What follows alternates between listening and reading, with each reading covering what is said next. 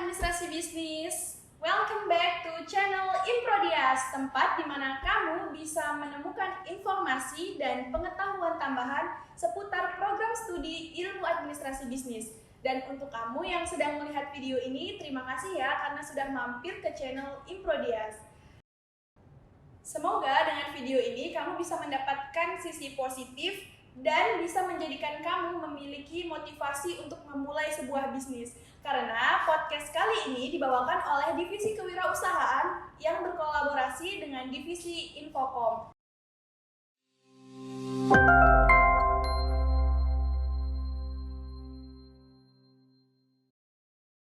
Sesi podcast kita kali ini dibawakan oleh Divisi Kewirausahaan yang berkolaborasi dengan Divisi Infocom bersama saya Dian Anissa, dan di sini saya sedang bersama narasumber kita yaitu Kak Hafiza Adlina SAB MBA.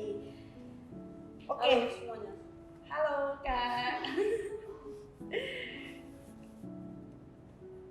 Nah, Kak Hafiza ini juga merupakan Kepala Laboratorium Prodi Ilmu Administrasi Bisnis. Dan Kak Hafiza juga menjalankan sebuah bisnis ya Kak? Iya, benar sekali. Nah, jadi kita akan membahas seputar membangun sebuah bisnis dan cara bertahan di dunia bisnis. Mungkin kita juga akan membahas tentang gimana sih caranya kita punya bisnis tapi kita juga memiliki pekerjaan tetap di sampingnya. Nah, langsung aja ya, mungkin kita sebaiknya kenalan dulu nih Kak. Oke, Kakak bisa memperkenalkan diri. Oke, terima kasih Dian. Saya Hafiza Adlina. Saat ini sedang membantu Bapak Anang Rakali Siregar dan juga Pak Nana Diki Degawanto sebagai Kepala Laboratorium Program Studi Ilmu Administrasi Bisnis Misi Pusu.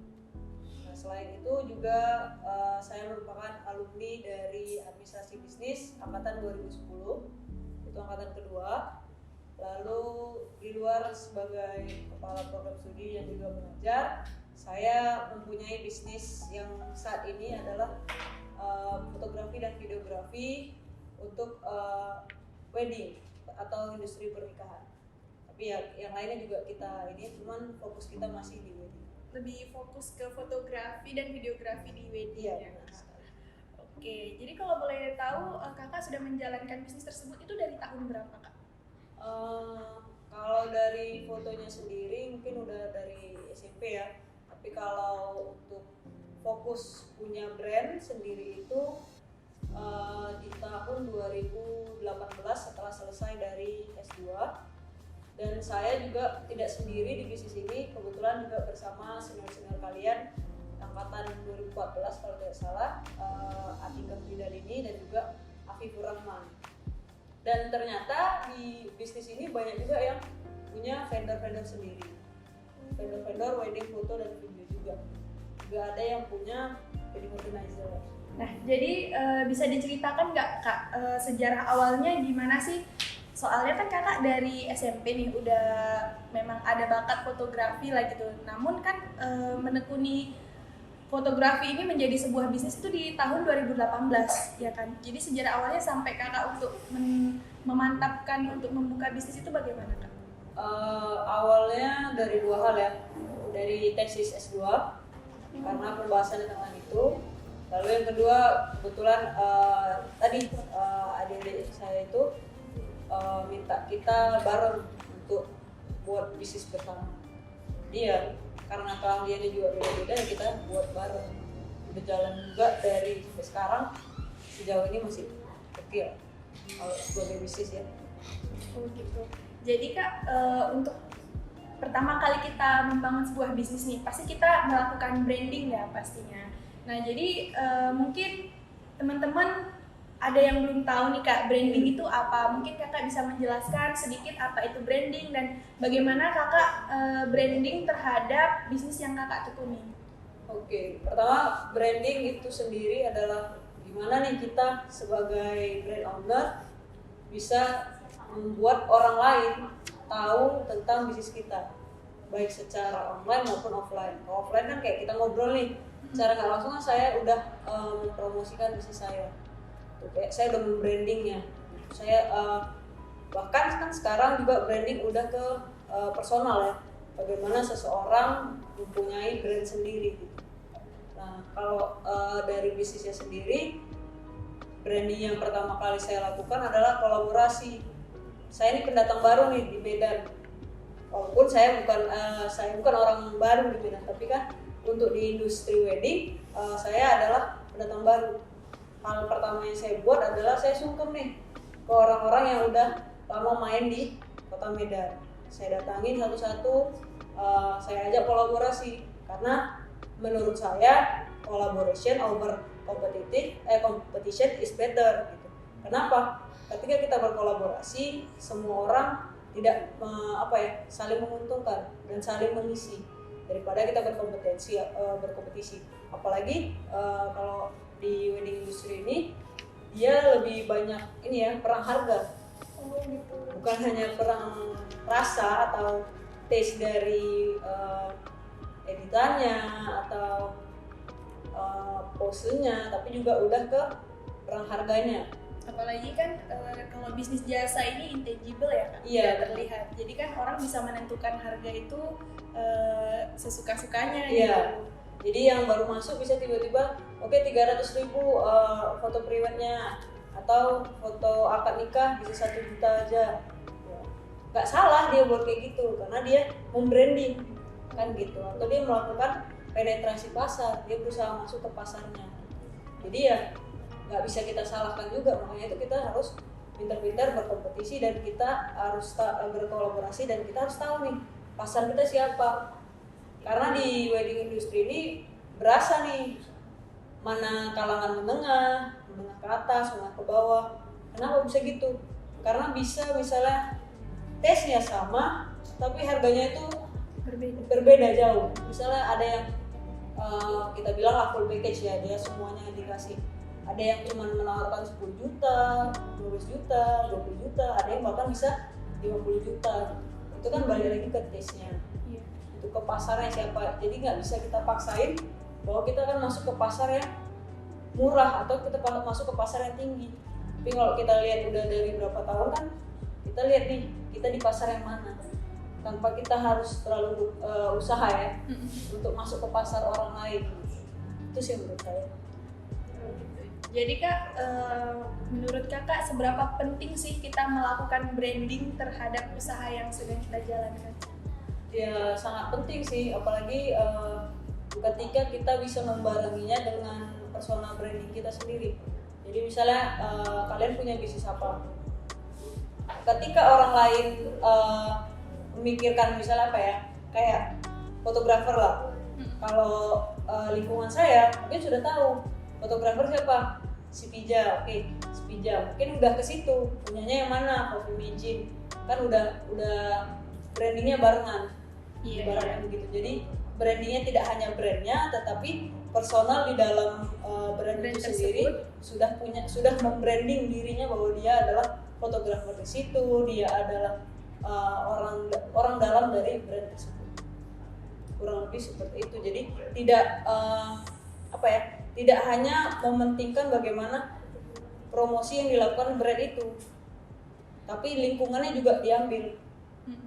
Jadi kayak sekarang kan kalau di Instagram kita bisa lihat nge-repost tanpa bukan nge-repost, nge-tag tanpa dilihat kan. Tapi kan kita bisa lihat kalau dia nge-repost berarti kan dia orang brand tersebut. Kurang lebih seperti itu. Kenapa semakin banyak orang akan semakin aware. Itu sih permainan sekarang yang banyak di Instagram. Nah, jadi kan yang namanya bisnis kan pasti selalu ada up and down-nya gitu, ada naik dan turunnya. Dan mengingat 2 tahun belakangan ini kita ada kedatangan virus COVID-19 dan masih sampai sekarang.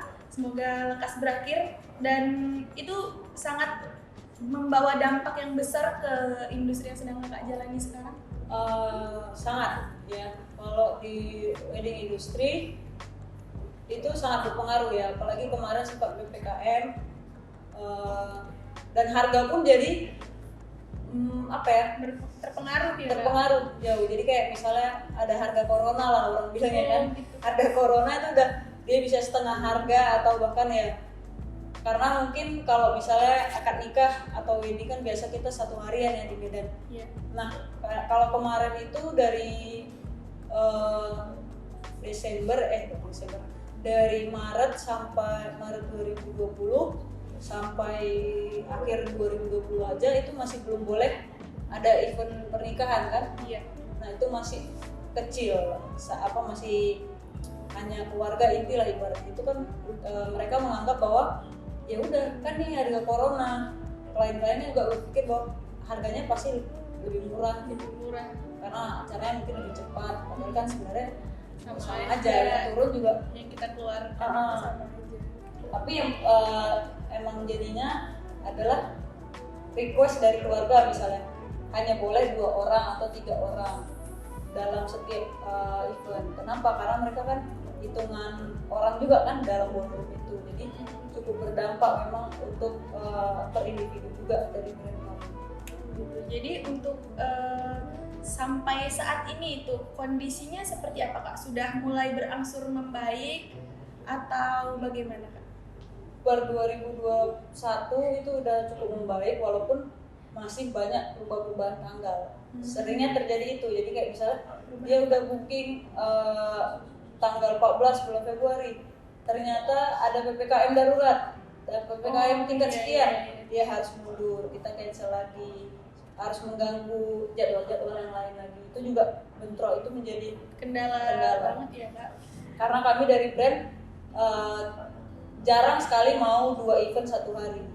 Kami usahakan hanya 1 event 1 hari untuk memaksimalkan SDM-nya juga kualitas daripada hasil brand kami, hasil foto dan video. Jadi Kak, di masa COVID ini ada nggak sih perubahan branding yang dilakukan gitu? Atau sama aja Kak? Jelas ada. Oh, jelas. Karena apa? Karena juga fitur Instagram juga sudah bertambah, ya kan? Keluarnya Reels itu membuat perbedaan yang cukup signifikan ya terhadap dunia media sosial. Karena engagement-nya lah dilihat atau apanya itu kan berbeda. Insight ada di Instagramnya juga berbeda, jadi permainannya pun atau strateginya pun harus diubah semua dari mengikuti tren atau apa ya, coronanya, terus Instagram yang terus update, jadi mengikuti begitu itu terus gitu. Oke, nah Kak, jadi kan tadi kita udah ngomongin bisnis yang Kakak jalan ini. Yang sama kita ketahui di sisi lain Kakak sedang menjadi dosen, tenaga pengajar di FISIP USU dan menjadi kepala laboratorium di Prodi Ilmu Administrasi Bisnis nih Kak. Nah, jadi ada nggak sih Kak dampak yang terjadi karena Kakak juga seorang dosen dan Kakak menjalankan bisnis gitu Kak? Iya, kadang-kadang mungkin agak aneh mungkin ya kalau dilihat di weddingan di tengah-tengah pelaminan, padahal kalau ngajar di depan mahasiswa kan gitu. Jadi kayak mungkin secara ininya agak berubah, cuman ya mengatur waktunya juga lumayan ini sih, repot juga. Lumayan repot ya? Iya, karena kan penambahan tanggung jawab juga kan harus ada yang diselesaikan di program studi, tapi juga tidak bisa meninggalkan penuh bisnisnya. Oke.